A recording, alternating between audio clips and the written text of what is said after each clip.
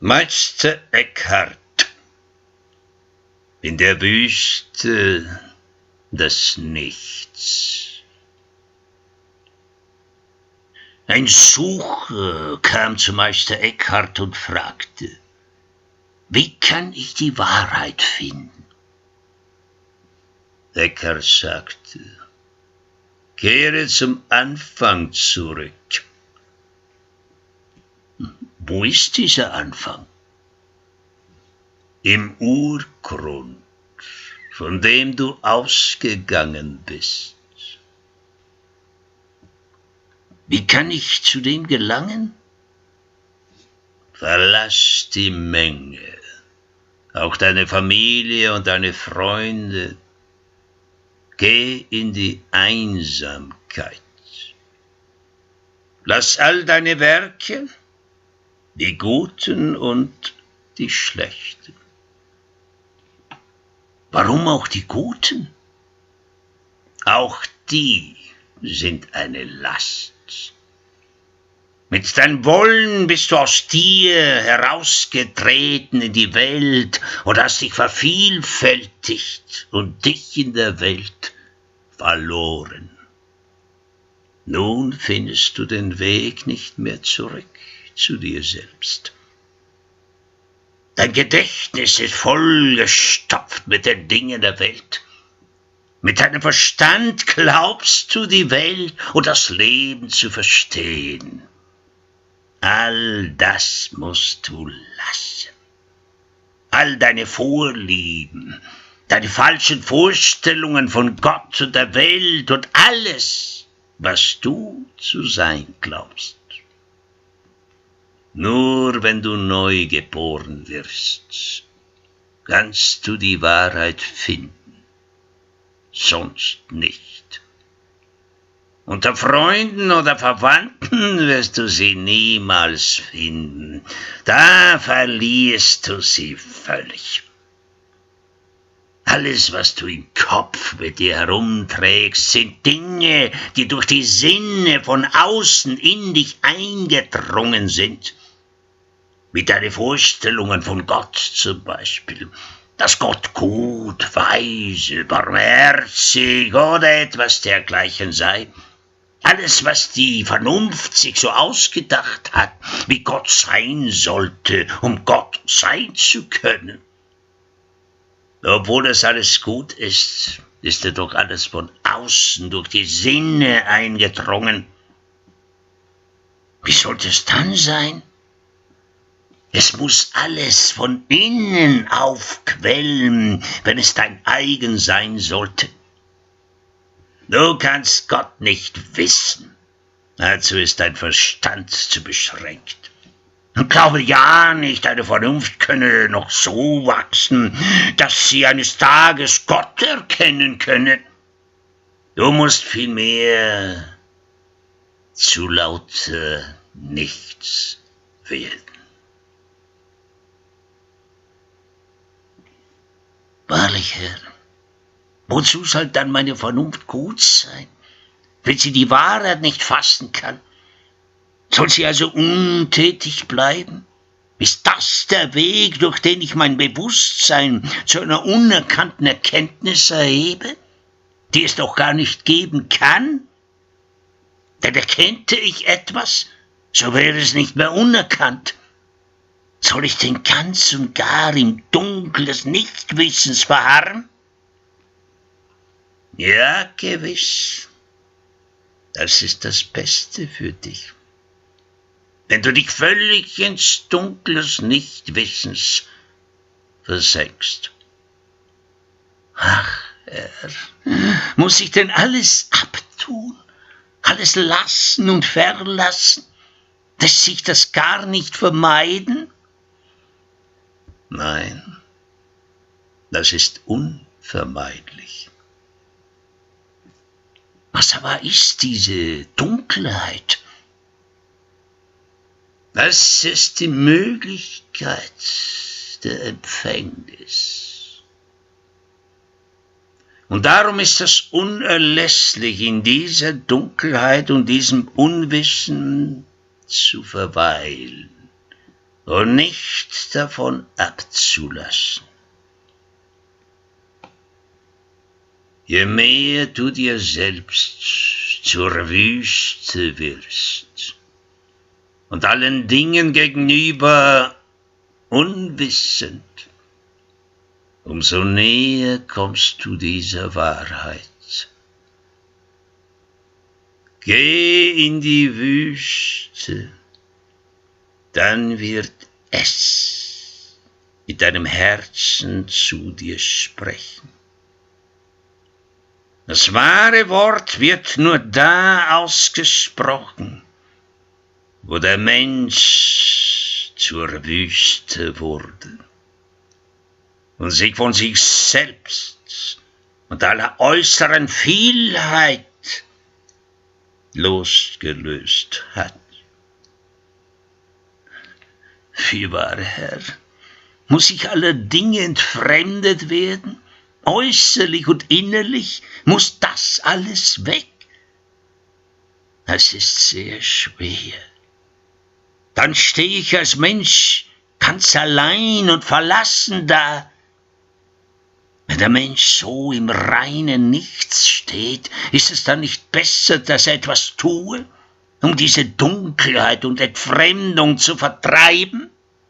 Zum Beispiel, dass er bete oder andere tugendhafte Werke tue, mit denen er sich in dieser Verlassenheit helfen kann. Nein, ganz still und leer verharren ist das Allerbeste.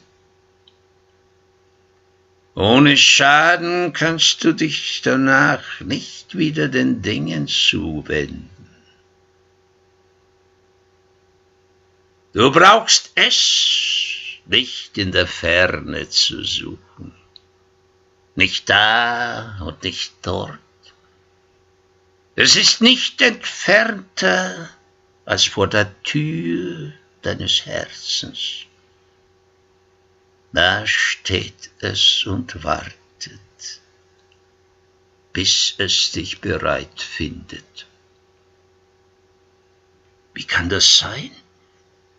Ich empfinde es doch nicht. Das Empfinden ist nicht in deiner Gewalt.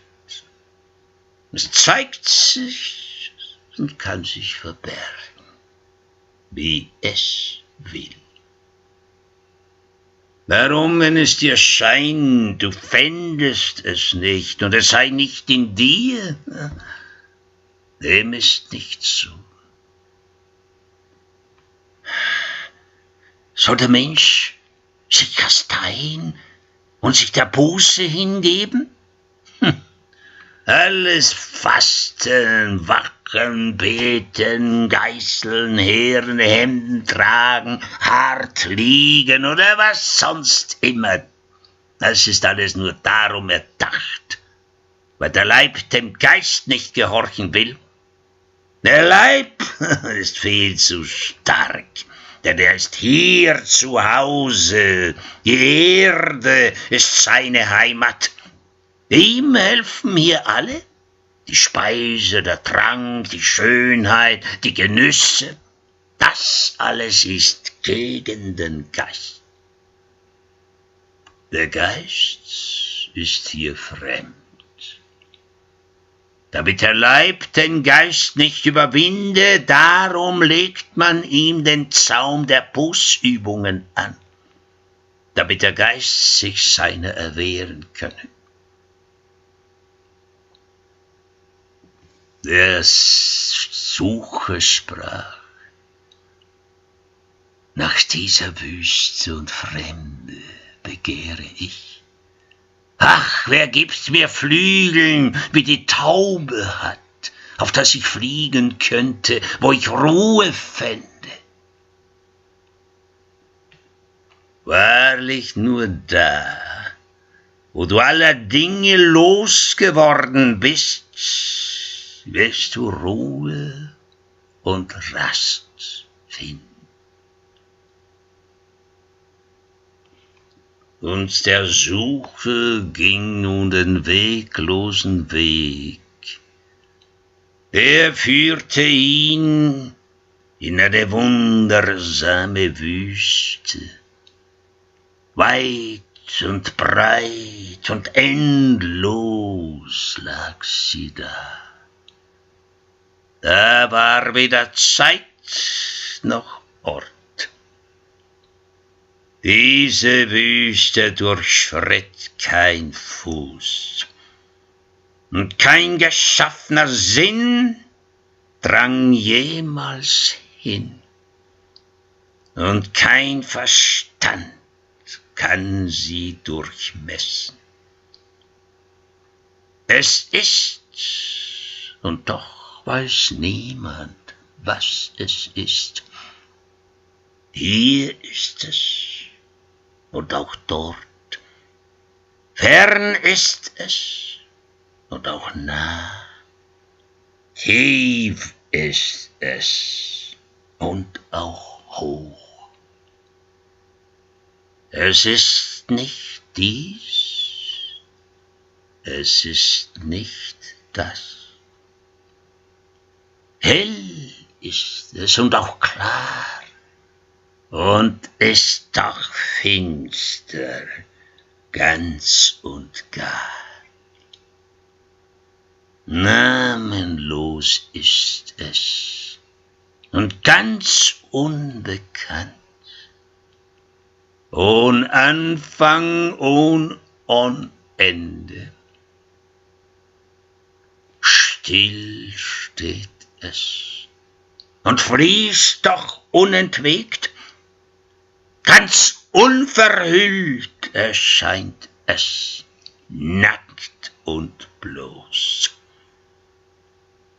Wer weiß, wo es zu finden ist, der komme und der sage uns, von welcher Gestalt es sei.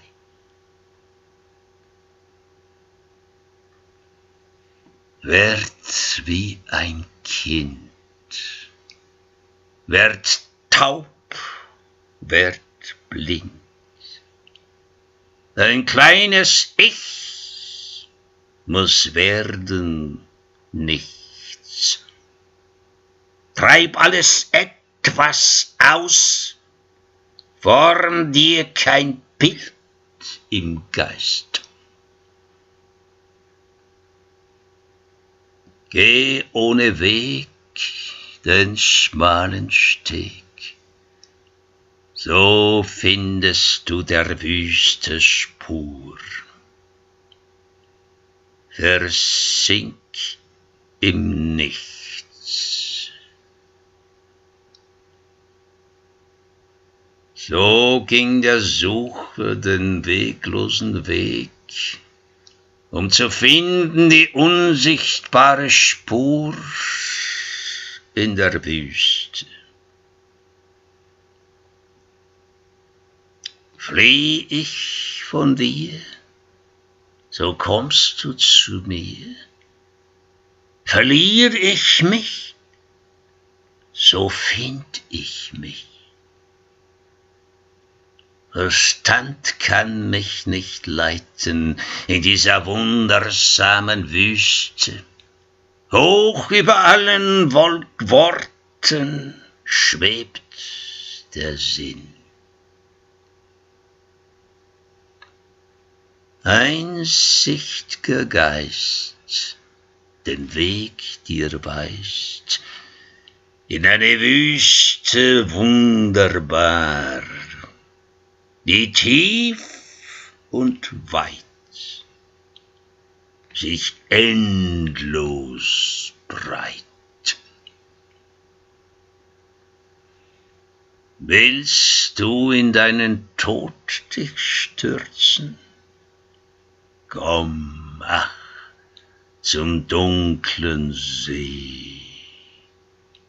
Kühl ist er, unergründlich tief, dunkel wie Schlaf, den keine Träume stören.